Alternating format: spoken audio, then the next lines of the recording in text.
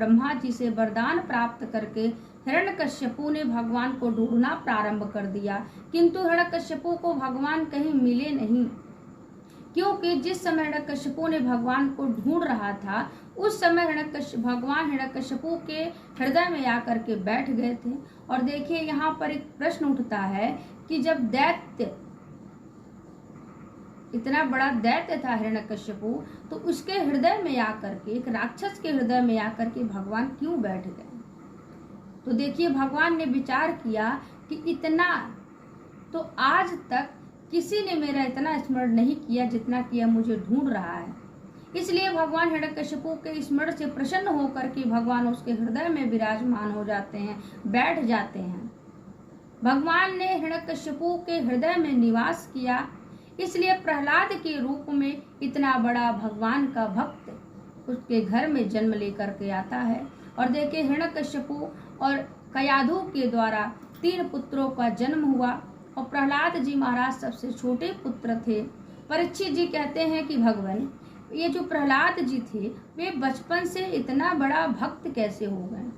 सुखदेव जी महाराज कहते हैं, राजन, जिस समय हिरण्यकश्यपु तपस्या करने के लिए जा रहा था तो उस समय वो मुहूर्त देख करके जाता था, समय देख करके जाता था कि इस दिशा में इस समय क्या मेरा तपस्या सफल होगा या नहीं होगा। तो वह मुहूर्त देख करके जा रहा था, इस मुहूर्त में तपस्या करूंगा तो मैं अमर हो जाऊंगा, ऐसा सोच करके वह घर से निकलता था।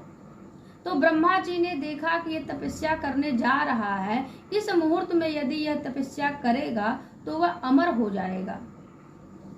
तो देवताओं से कहा कि तुम लोग कुछ करो। तब देवता डर के मारे कुछ आगे आए नहीं, कुछ किए नहीं।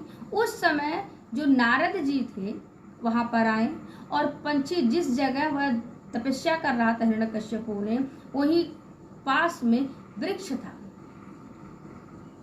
उस समय जब पक्षी बन करके नारद जी महाराज हिरण्यकश्यपु तपस्या करने के लिए बैठ करके जब संकल्प कर रहा था, तो उसी के पास में जो वृक्ष था उसकी डाली पर बैठ करके नारद जी ने पक्षी बन करके, जैसे हिरण्यकश्यपु ने जल लेकर के हाथ में संकल्प पढ़ा, तो नारद जी तोता बन करके नारायण नारायण नारायण नारायण नारद जी बोलना प्रारंभ कर दिया। तो हिरण्यकश्यपु ने देखा ये कौन है जो नारायण नारायण नारायण नारायण कर रहा है, ये मेरे शत्रु का नाम ले रहा है। हिरण्यकश्यपु ने बहुत इधर उधर देखा, बहुत ढूंढने का प्रयास किया, किंतु हिरण्यकश्यपु को कहीं दिखाई नहीं दिया। और जब हिरण्यकश्यपु को कहीं दिखाई नहीं दिया, वो ढूंढ रहा था परंतु उसे कहीं दिखाई नहीं दिया। तो हिरण्यकश्यपु ने वहां से उठ करके वह अपने घर चला आया और आकर के अपनी पत्नी कयाधु से पूछा, कहने लगा कि हे देवी,